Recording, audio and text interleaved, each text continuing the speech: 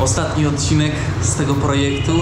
Najciekawsze jest to, że lecę do Miami i w Miami w Stanach muszę tak jakby wejść do Stanów. Kierowniku, nie świruj, powiedz ile wydałeś.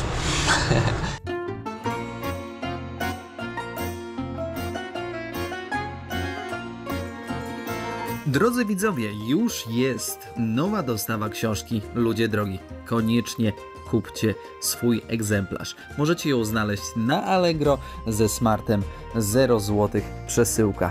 Czekam na wasze zamówienia.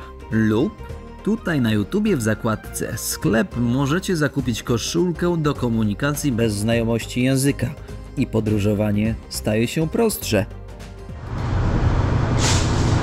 Witam Państwa bardzo serdecznie. Ostatni odcinek z tego projektu. Ostatni film z Nikaragui. No i moi drodzy, wracamy do Polski. Najpierw do Stanów, a później bezpośrednio z Miami do Polski. W czasie tej podróży, może nie całej, postaram się odpowiedzieć na najczęściej zadawane pytania, na te, na które może nie miałem czasu odpowiedzieć po prostu w komentarzach, a ewentualnie uznałem, że dany aspekt wymagał nieco szerszego poruszenia. Więc cóż, zapraszam na moje ostatnie momenty tutaj.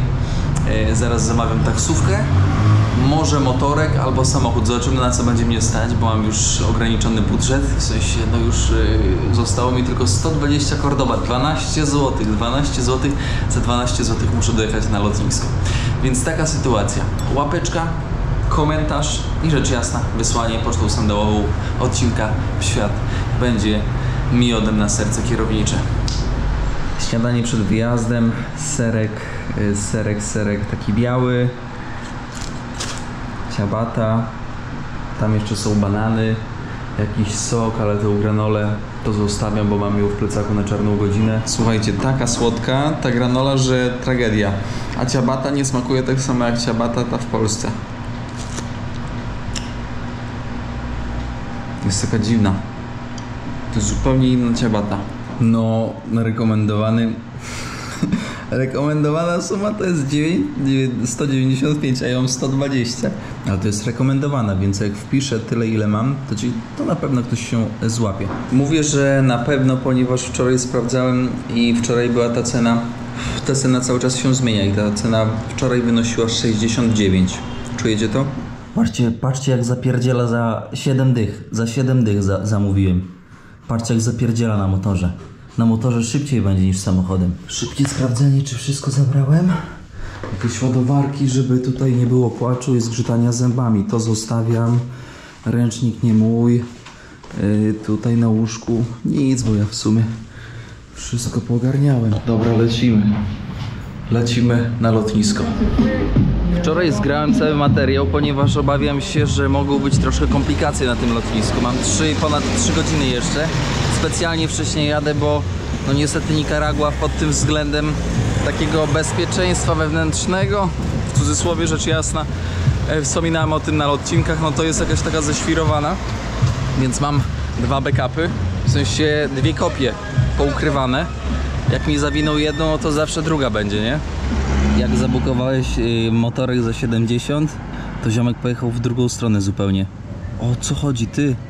Ty panie, nie kminie. Pojechał w ogóle do centrum i teraz zawraca w centrum.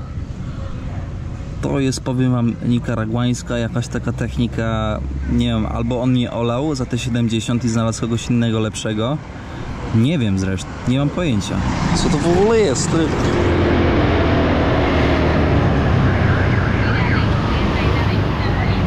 Amerykę? John, jedziemy z Johnem.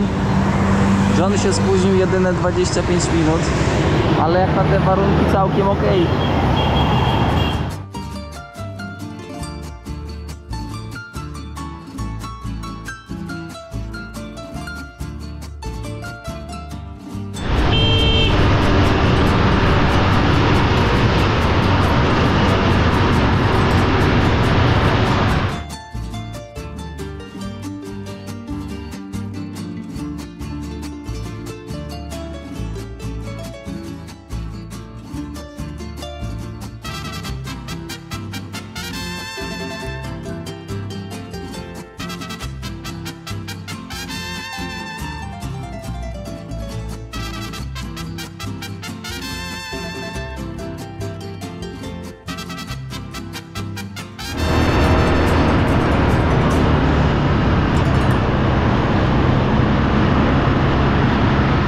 Proszę bardzo, szanowni państwo.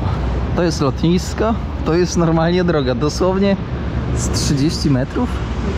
30, może 40. Zobaczcie, jest normalnie przy samej drodze. Jest fantastyczna sprawa. Po prostu dostanie się na to lotnisko to jest pesteczka. Dla Johna dałem napiwek 20, czyli miałem zapłacić 70, dałem mu 90. Nie dałem mu 100, bo 10 chciałem sobie zachować jako kolekcjoner monet. W sensie banknotów. Dobra, mam już kartę, więc idę się zapakować do środka. Powiem tak, jestem super zdziwiony. Poszło jak po maśle, poszło szybciej niż mogłem się spodziewać, ale to tylko na plus. Zero problemów. Gościowi za taki dezodorant, tam 120 ml pojemności takiego aerozolu, taką burdę zrobili, że ja myślę sobie, że mi to za namiot to chyba tam sandały wyrwał. Ale bez najmniejszego problemu, moi drodzy. No więc idziemy do gate'u i czekamy na samolot.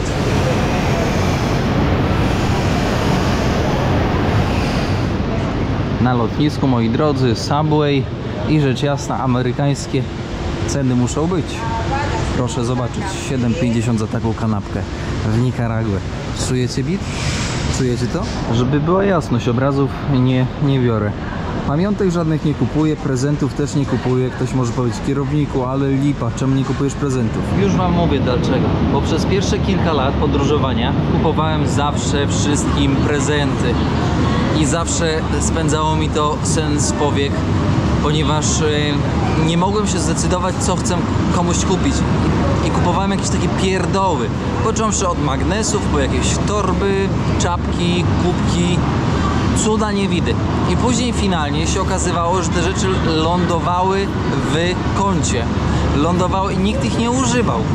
No bo kto będzie chodził w czapce, nie wiem, załóżmy, skąd tam, z Egiptu. No właśnie. Zobaczcie tutaj. No pierdoły jakich mało. I w sumie z jednej strony ktoś powie: o, ale wiesz, wypada. No trochę tak, trochę wypada, ale ja już się wyzbyłem tego uczucia, że podróżuję bardzo dużo i za każdym razem coś komuś muszę przywozić. No nie przesadzajmy. Ja wiem, że żyjemy w ogólnoświatowym konsumpcjonizmie, ale lepiej poświęcić czas i lepiej kogoś zabrać na jedzonko, czy wyjść z kimś gdzieś, niż dawać mu kolejną czapkę z Tunezji, z Sudanu, bryloczek albo magnes i jakieś takie pierdoły. Tego jeszcze nie grali. Apteka bezpośrednio przy gejcie wylotowym. Czujecie to? W aptece rzeczy pierwszej potrzeby, ale zauważyłem, że dość popularne w aptekach są produkty, jakieś talki na przykład, i produkty związane ze stopami i grzybicą. Więc musi być to powszechny problem, jeżeli jest to tak rozpowszechnione na ulicach. No i w sumie się nie dziwię, bo jest gorąco. W butach chodzą, żebyście mnie dobrze zrozumieli, w butach chodzą zakrytych, bo nie ma wentylacji, tak jak w sandale. Więc ta grzybica ma pożywkę. Wyższa temperatura, szybszy rozwój bakterii i grzybów. Zaczynamy serię odpowiedzi na pytania, które się pojawiały. Jedną z częściej zadawanych pytań to było pytanie dotyczące mieszkania w Stanach. Czy bym chciał? Już to odpowiedziałem na to pytanie poniekąd i podsumuję. Przyznam szczerze, że nie. Na pewno Stany są pewnego rodzaju innym światem. Powiem wam, że w pewnym wieku już człowiekowi się nie chce po prostu dostosowywać do świata innego. Jeśli może sobie pozwolić być w świecie, który zna, to próbuje zminimalizować ten wydatek energetyczny.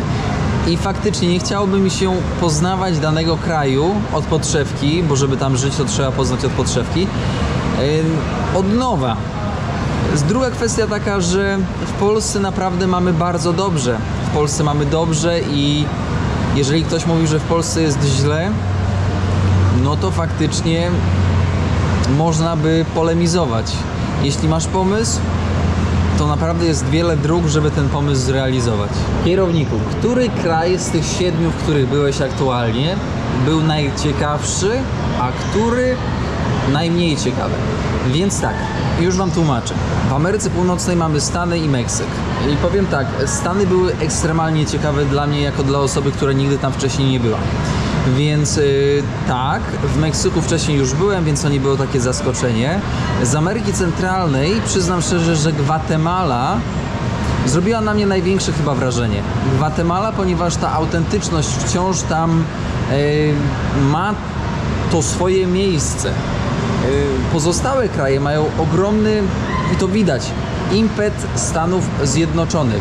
I to widać na co dzień w przestrzeni publicznej, to jak się ludzie zachowują, jak się ubierają,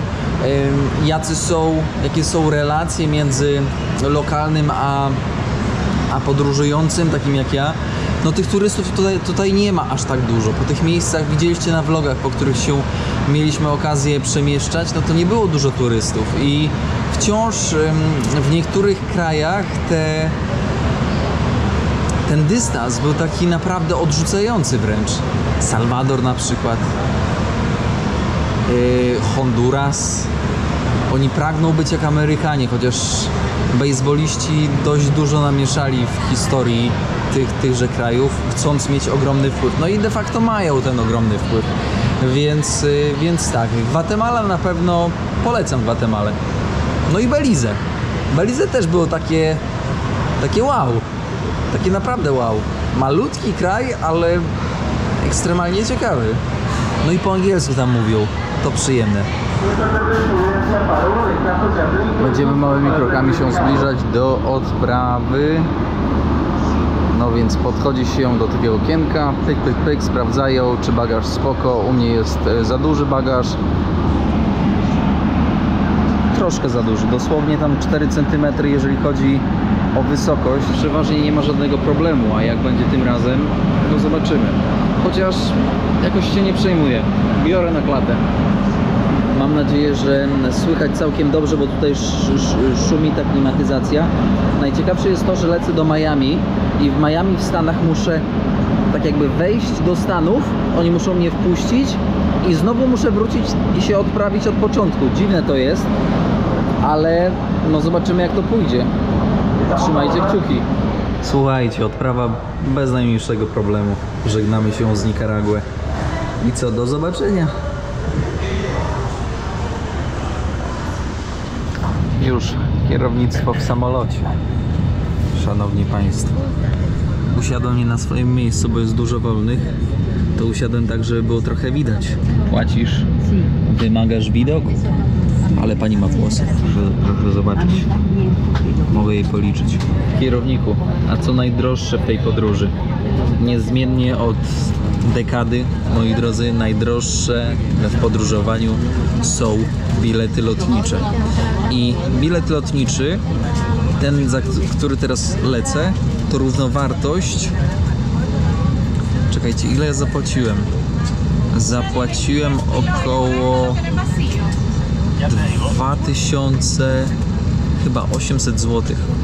Tak dużo ze względu na to, dałoby się troszkę taniej. Znaczy troszkę taniej, o 500 taniej. W tym okresie, w którym ja wracam. Jest droższy, ponieważ lecę do Miami i bezpośrednio po 3 godzinach lecę do Warszawy. A nie mam na przykład 3 czy 4 przesiadek. Bo im więcej przesiadek, tym tańszy lot. Ale im tańszy lot, im więcej przesiadek, tym większe prawdopodobieństwo, że coś się wykrzaczy. Oxygen mask will draw down from the service unit above your seat. To use it, remove your face mask if you're using it. Pull the oxygen mask and place it over your nose and mouth. Pass the elastic band over your head, adjust the cocoon at the end, and breathe normally. Oxygen will flow through the mask, even if the bag doesn't inflate completely. Put your mask on before head. Spokój, cisza. W życiu to najważniejsze.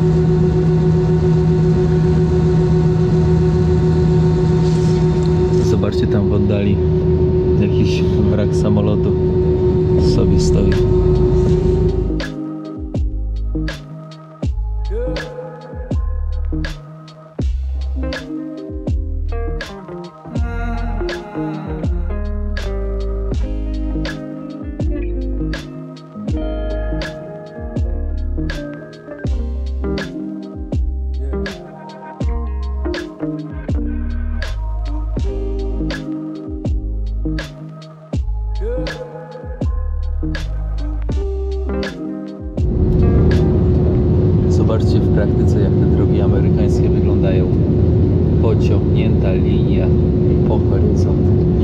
stronę, a w drugą stronę. Więc ciężko pomylić kierunki. Tutaj jeszcze pytanie do znawców. Co to są za antenki, które są zakończeniem tych wystających pod skrzydłem? Nie wiem, pływaków, czy jak to się nazywa? To ma jakieś... O, proszę.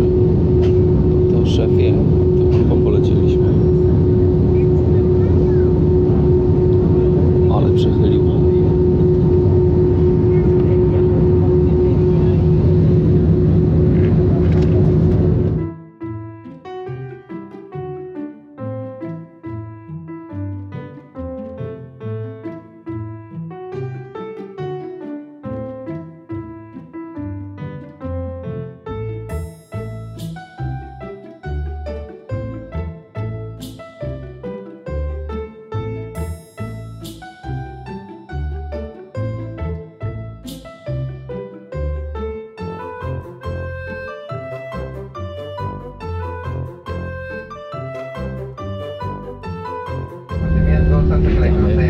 Miami. La señal de cinturón se haya apagado y la zona se llama para desembarcar. Wybrałeś. Nuestro equipo en el aeropuerto. Kurczę, jak nie lubię, jak w samolocie ktoś się mocno guzdrze, ma rzeczy porozwalane, gdzieś tam próbuje się ogarnąć. Teraz musimy wyjść z lotniska. No dawaj, Andrzej. Musimy wyjść z lotniska. Paszport kontroli. Szanowni Państwo, poszło jak po maśle. Chociaż przyznam szczerze, że no nikt mnie nie pytał w ogóle nawet o wizę. Więc jakoś tak dziwnie. Nie wiem teraz za bardzo, jak mam się zachować. Czy mam wyjść, czy mam pójść na połączenia lotnicze? Chyba na połączenia. 1, 2, 3, 4. Rzućcie okiem sobie jeszcze. Powiem wam szczerze, że nie wiem za bardzo, jak się tutaj zachować na tym lotnisku, więc trochę intuicyjnie to robię. Mam trochę zapasu czasowego, więc mogę sobie na to pozwolić. Badajcie na to. W Miami jestem, ale jaja. I powiem wam, że wyjście z lotniska nie różniło się niczym jak wyjście z lotniska, nie wiem, w Budapeszcie albo w Pradze. Poszło tak gładko, że naprawdę nie mam pytań. Warszawa, Polska, 7:35, czyli 19:35, czyli za jakieś 2,5 godziny. Co oznacza, szanowni państwo, że nie mam za bardzo czasu, żeby gdziekolwiek pójść. No gdybyśmy mieli tutaj auto zaparkowane na parkingu, można by było gdzieś się pokusić, ale jak jesteśmy z sandała tak zwanego, no to niestety trzeba posiedzieć na lotnisku. No i odpowiedzieć na kilka dodatkowych pytań, które zostały zadane pod odcinkami. Ile żyję? Nie byłem jeszcze na takim lotnisku. Na lotnisku, które jest tak ogromne, zorganizowane, luźne. Jaki tu jest luz. Kurde, jakie ono jest wielkie. Te 2,5 godziny to ja na ogarnięcie się tutaj muszę przeznaczyć. Słuchajcie, powiem wam szczerze, że chyba nie było w moim życiu takiej sytuacji jak dzisiaj, czyli moje takie myślenie, że będzie ciężko, a idzie po prostu tak sprawnie, tak przyjemnie, tak dobrze, że aż ciężko w ogóle w to uwierzyć. Kontrola, wszystko cacy, wszystko, jestem już tutaj, po prostu tylko czekam na lot. Teraz, szanowni państwo, tylko znalezienie bramki. Bramka E33. Coś tutaj jest. A, będziemy pociągiem jechać. Widzicie, jak dobrze. No właśnie, w sensie oni będą jechać beze mnie. Muszę poczekać na kolejny. Martwi mnie tylko jedno, fakt, że pogoda w Polsce nie rozpieszcza, a ja mam taki ubiór jak na załączonym obrazku.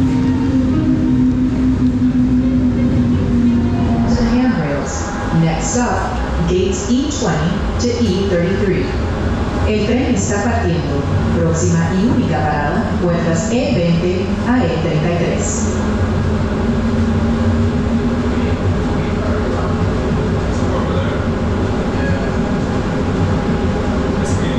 Exit here for gates E20 to E33. This is the only stop. Salga aquí para las puertas E20 a E33. Es la única parada. Czy wy dacie wiarę, że tutaj częściej używa się języka hiszpańskiego niż angielskiego? W sensie cały czas hiszpański słyszę. Non stop. Bramka E33 Warszawa. Kierowniku, czy ludzie w Ameryce Łacińskiej, centralnej, są otwarci i często zapraszają do domów i w ogóle są do serca przyłóż? Ogólnie odpowiedź brzmi trochę tak, trochę nie. Na pewno nie tak otwarci jak na Bliskim Wschodzie, jak widzieliście na przykład w serii z Iranu, z Iraku, z Afganistanu. Ludzie w Ameryce Łacińskiej są przyjaźni, ale mają ogromny dystans. Ogromny dystans, który od razu widać na pierwszy rzut oka, kiedy przyjeżdżasz, kiedy miałeś okazję być w krajach takich, jak przed chwilką wymieniłem. Zresztą sami zauważyliście, że wjazdów na chatę, no to praktycznie na jednej dłoni można było policzyć, ile ich było przez tak długą podróż.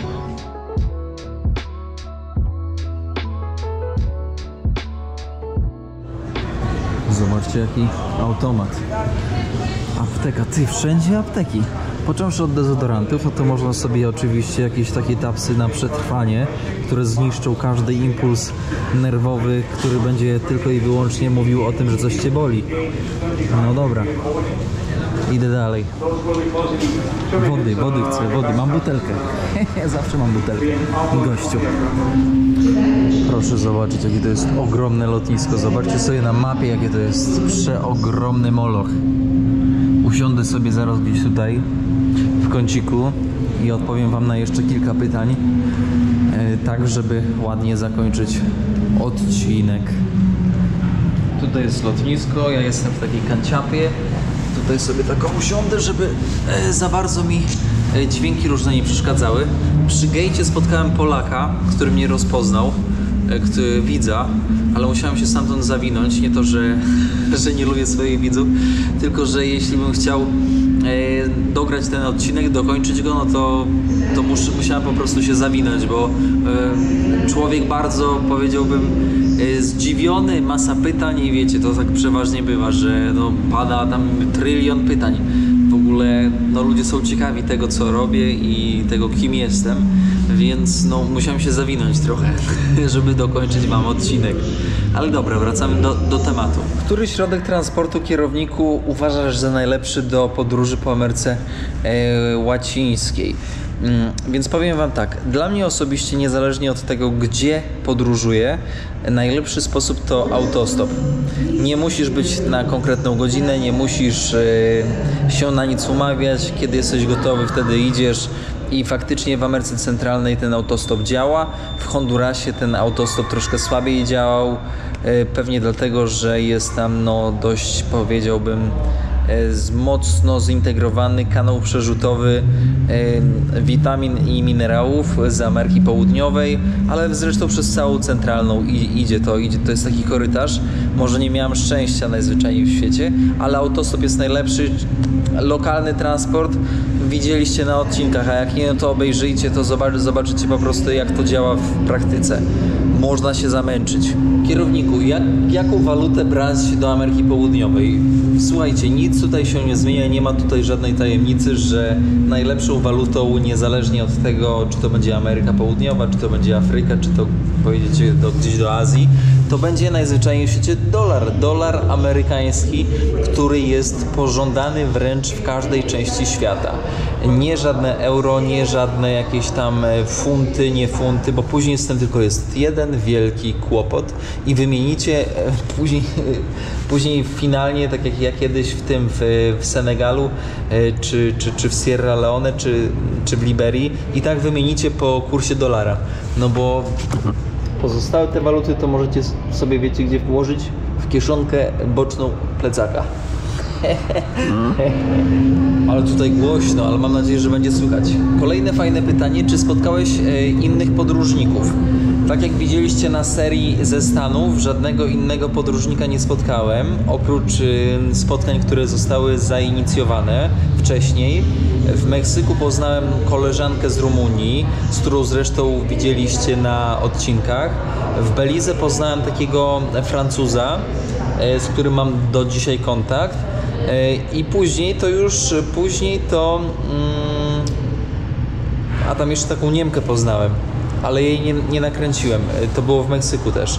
I powiem wam, że tak to nie. Bardzo mało backpackersów, bardzo mało takich podróżników z plecakami. Naprawdę, powiem szczerze, że rozmawiając z Hanią, która była w Ameryce Centralnej, w kilku krajach, to mówiła, że o Tomek, to jest takie w ogóle, wiesz, turystyczne, że hej, a przyznam szczerze, że tych turystów, takich backpackersów to nie widziałem. Nawet takich zwykłych turystów, nie backpackersów, to też nie widziałem. Czy samotna dziewczyna może podróżować sama po Centralnej? Uważam, że tak. Spotkałem wiele samotnych dziewczyn, które podróżują w pojedynkę, no i w zupełności sobie dawały radę. Na pewno nie robiły jakichś takich hardkorowych rzeczy, jak na przykład, nie wiem, chodzenie na szlaki turystyczne w góry gdzieś tam same. Ja bym się na to, wiecie, wyrwał, nie? Ale dziewczynie samej, na przykład w Hondurasie, w Salwadorze, gdzie jest taki patriarchalny system wartości, gdzie ten mężczyzna jest zawsze wyżej, macho, to trzeba mieć gdzieś tam to z tyłu głowy, nie? Bo to są takie naleciałości kulturowe, które się w rzeczywistości faktycznie mogą czasami źle skończyć. Więc trzeba o tym pamiętać. Uważam, że tak, że dziewczyna może sama podróżować. Trzeba być tylko bardziej uważną, wiedząc, jak kulturowo tutaj, znaczy tam jest. Bo tutaj w Miami, może więcej centralnej niż tam w centralnej. Kierowniku, czy ta podróż pod względem przekraczania granic i opłat była droga? Odpowiedź brzmi, to była najtańsza podróż, jaką odbyłem w swojej karierze 11-letniej do tej pory. Dlaczego? Ponieważ jesteśmy zwolnieni z wielu opłat wizowych. Tam się pojawiały jakieś opłaty wjazdowe, wyjazdowe, ale to była naprawdę, to był promil tego, co płaci się na przykład na Bliskim Wschodzie bądź w Afryce. Więc to naprawdę pod względem opłat to było...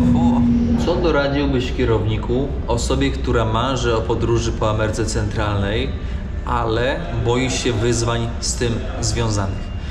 Doradzałbym, moi drodzy, najzwyczajniej w świecie pojechać z kimś, żeby co dwie głowy to nie jedna. I tak w życiu zawsze jest, że jak są dwie osoby, to zawsze jest troszkę łatwiej sobie poradzić w wielu sytuacjach, ale też jest inne poczucie bezpieczeństwa.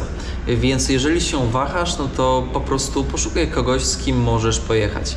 Jeżeli nie wiesz, nie masz takiego kogoś w swoim otoczeniu, no to wejdź na bloga i ja tam pisałem kiedyś taki artykuł, jak znaleźć partnera podróży. No i tam między innymi możesz sobie poczytać o tym, na jakie grupy wejść na Facebooku, czy też o couchsurfingu, gdzie można też poznać ludzi podróżujących, więc no tych możliwości trochę jest. Kierowniku, jak radziłeś sobie z barierą językową, a mianowicie brakiem znajomości hiszpańskiego? Powiem Wam, że znajomość języka, niezależnie gdzie jedziesz, nie jest obowiązkowa. Tylko że język to jest taki złoty klucz, który pozwala zrozumieć lepiej daną kulturę i lepiej skomunikować się z ludźmi. Nauka podstawowych zwrotów pomaga po prostu nawiązać lepszą relację i pewne rzeczy najzwyczajniej w świecie przeskoczyć. Więc no nie było lekko, ale wiecie, że ja jestem dobry w takiej mowie ciała. Trochę żałuję, że nie znam tego hiszpańskiego tak komunikatywnie, ponieważ na pewno by to wniosło dużo takiego dobrego do materiałów, no ale na wszystko przyjdzie czas. Na spokojnie. Więc jeżeli nie znasz hiszpańskiego, nie martw się, angielski też Ci nie pomoże, ale jedź. Kierowniku, czy znalezienie Polaków w tych krajach było trudne? Oczywiście, że to było szalenie trudne. Nie liczę tutaj Polonii w Stanach, o której naprawdę dużo nakręciłem filmów i z tego się bardzo cieszę, bo to jest historia, która została zapisana. W Gwatemali udało się Tomka złapać, Polaka, który mieszka tam ponad 5 lat, więc poza tym nie. Poza tym, jak wiecie po odcinkach, no nie było innych Polaków. Powiem Wam, że ciężko jest dotrzeć do Polaków, bo ci Polacy pewnie tam są gdzieś w Salwadorze, pewnie są w Hondurasie, tylko że to są ludzie, którzy robią pewnie interesy, niekiedy trochę ciemne interesy i się nie ujawniają w internecie, bo nie mają ku temu potrzeby i w sumie nie byłoby to im na rękę. Baza noclegowa w Ameryce Łacińskiej. Powiem wam tak, bardzo dobra baza noclegowa, dobrze rozwinięta, jednak od skrajności w skrajność. Od spelun po spelunki. Od spelunek po hotele, które kosztują XXX dolarów.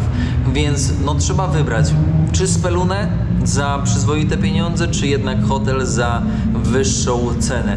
Jak na odcinkach widzieliście, ja jednak korzystałem z tych spelun i spelunek ze względu na to, że po prostu były tańsze i bardzo często były bardzo dobrze ulokowane blisko centrum. Musicie mi wybaczyć, że w takich warunkach nagrywamy ten odcinek, ale no nie było innego lepszego miejsca. W tamtych miejscach po prostu była cały czas muzyka. A jak wiecie, prawa autorskie muzyki od razu blokują odcinek. W sensie blokują, ograniczają odcinek, więc no nie chciałbym siedzieć gdzieś tam, gdzie leci muzyka. Kierowniku, nie świruj, powiedz, ile wydałeś. Powiem tak. Nie podliczyłem tego jeszcze, ale na szybko tak mogę powiedzieć, że na pewno to nie było mniej niż 10 000 złotych. Jeżeli ktoś chciałby przejechać taką trasę, no to lekką ręką trzeba by było policzyć powyżej tej kwoty. Nie będę tutaj teraz rzucać kwot, bo nie wiem. Wiem, tylko jestem pewien tego, że nie było to mniej niż 10 000. Mówię tutaj o całym przejechaniu, byciu, noclegach, jedzeniu. Mówię o całości kosztów, czyli też transport lotniczy, lądowy. Wszystko, co widzieliście na odcinkach, na pewno nie kosztowało mniej niż 10 000 złotych. Więc to jest informacja, która gdzieś tam może wielu osobom pomóc.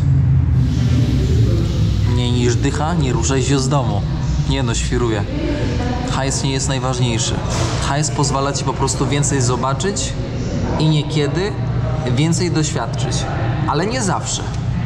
Fajne pytanie. Kierowniku, co było najbardziej emocjonujące dla ciebie w tej podróży? Więc najbardziej emocjonujące było bytowanie blisko lokalnych, bycie w tych spelunach wbrew pozorom, bo w tych spelunach toczyło się takie prawdziwe życie. Takie wiecie, takie nieprzerysowane, niewyprane, tylko prawdziwe, naturalne życie, niekiedy brudne, niekiedy trudne, niekiedy śmierdzące i głośne, ale prawdziwe, takie, które pokazywało kraj z takiej realnej strony, bez pudru. To było najfajniejsze ogólnie. I ten autostop, no bo w sumie autostop i te speluny to taka interakcja właśnie z lokalsami. To zawsze jest spoko. I to nie kosztuje wbrew pozorom nic, no kosztuje twoją energię. W każdym razie to jest najpiękniejsze, czego można oczekiwać od podróży. Być blisko ludzi, obserwować, wyciągać wnioski, konfrontować i rozmyślać. I to jest największa wartość, której nie kupicie, moi szanowni widzowie, za $1000. If you heard your name being called, please present yourself at the gate E33 with your passport in hand. Pani próbowała przeczytać polskie imiona i nazwiska. Ciężko jej to szło. Nic lepszego nie było. Przejadam wasze napiwki i hajs z Patronite'a. Patrzcie, jakie grube ciasto. Dupa urośnie. Zbieram się, moi drodzy, szanowni stali, jak i nowi widzowie. Bardzo dziękuję za tę podróż. To była naprawdę ogromna przyjemność gościć was na odcinkach, mieć wasze komentarze, łapeczki i rzecz jasna pocztę sandałową od was. Cieszę się, że byliście, cieszę się, że jesteście i mam nadzieję, że będziecie, że się nie obrażacie, a jak się obrażacie, to pamiętajcie, że jeżeli się na kogoś obrażamy, to tego kogoś lubimy, bo jeżeli byśmy go nie lubili, no to byśmy go nie oglądali, a co za tym idzie, byśmy się nie obrażali, prawda? Więc trzymajcie się ciepło i do usłyszenia w kolejnej serii. Pamiętajcie, że jeżeli macie na bieżąco obejrzane wszystkie odcinki, to polecam wejść w zakładkę playlista i najzwyczajniej w świecie obejrzeć jakąś serię, która już miała miejsce. Afganistan, Liberia, Irak. I tam możecie zauważyć, że tam są gwiazdki. Każda gwiazdka przy nazwie playlisty to jest nic innego jak początek nowego projektu, nowej podróży. Kłaniam się nisko, serdecznie pozdrawiam z Miami, a za godzinę mam wylot do Polski, do Warszawy, a później do Białegostoku. Więc do zobaczenia, do usłyszenia w kontakcie. Czołem!